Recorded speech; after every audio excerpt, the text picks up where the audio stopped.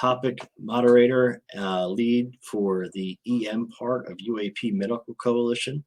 I also am the project director of Project Battech 404, which is investigating and researching electrical malfunctions associated with UAP sightings and encounters.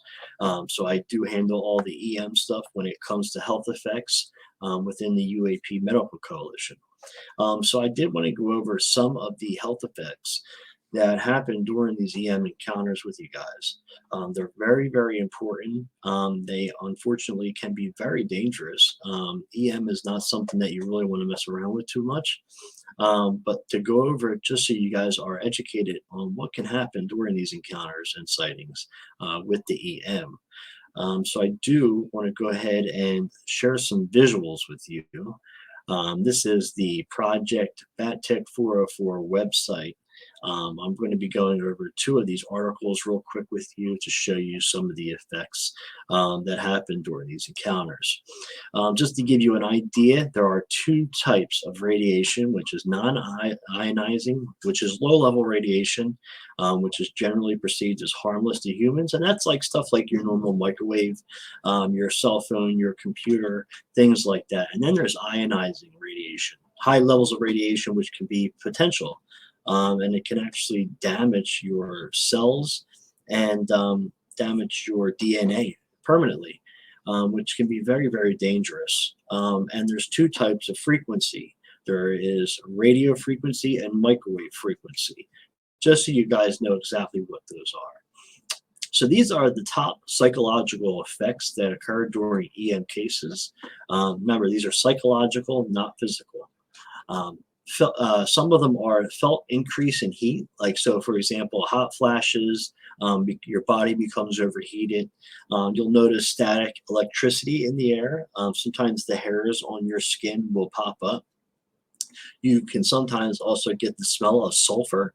That's the normal thing that we smell during these encounters. It comes up again and again, and it's also a substance we find at crash sites. You can also become paralyzed. Most of the time you'll have some type of contact with an entity. With these EM cases we find a lot. Also, instead of the overheating, we can start feeling a very sensation of cool air. Our bodies can feel stunned. We can hear voices. You can have feelings of peace, and you can also be felt like you're under observation. That's what EM does to you psychologically in the brain. Which can be a very scary thing in a sense. To get into a little bit more of the physical stuff, let's go over to the effects of radio frequency and microwave frequency to the human body. Now the normal side effects, let me get right down to here so you guys can actually see them as well. With radio frequency and microwave frequency, the two main things that are found during these EM encounters are loss of hearing and tinnitus. But we also get a lot of complaints of different headaches, sleep issues, cognitive problems, and change of attitude, which back in the psychological part, you feel like you're being observed, or you feel a sense of peace. That's where the change in attitude comes, because frequency can make your body and your brain waves completely different and make you feel really good, really bad. It can make your attitude change. You can become very irrational, etc. So you can also go into the cognitive issues of this, which result in hair loss, impaired vision, trouble keeping your balance, trouble speaking, nosebleeds. Now that would be some of the stuff that you can get with minor radiation and different frequency EM. But there are some very major issues that come along with this as well, and that would be your brain injuries and even brain swelling. It's definitely not something you want to be a part of, for sure. We also have some other things like the brain injuries, like we said, burns from radiation, and it also can cause low blood flow. Not good at all.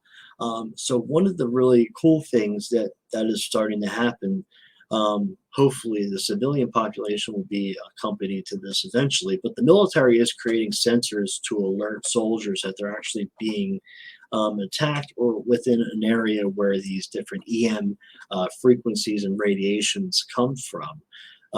So it can be, hopefully we'll be able to stop any physical ill effects happening from anybody when they're around that kind of EM effect. A lot of people don't know. I'm good with that's the visuals for now. But one of the big cases we all know of with these EM effects is the Cash Landrum case. You know, the entire family witnessed this object come down in the middle of their driving.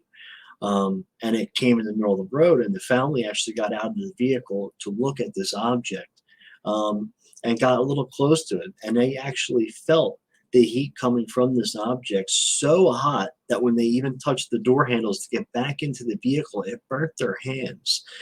This object then floated up, and helicopters escorted it away.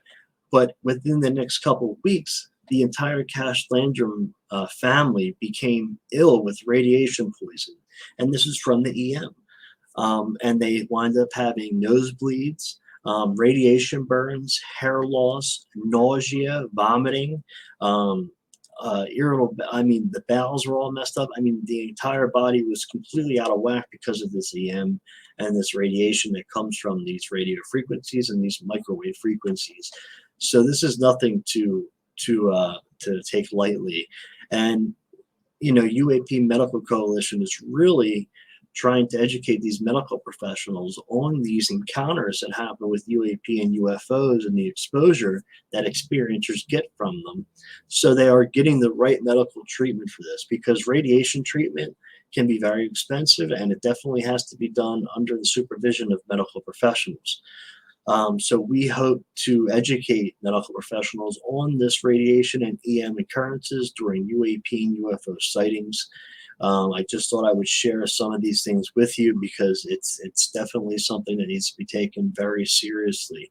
If you're looking for more information on EM and what it does to the body and some of the ill effects, you can go over to uapmc.org, join our forum, and you can get all that information over there.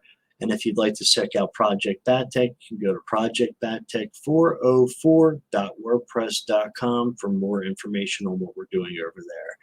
And I want to thank everybody for tuning in to today, and I hope you guys learned something new.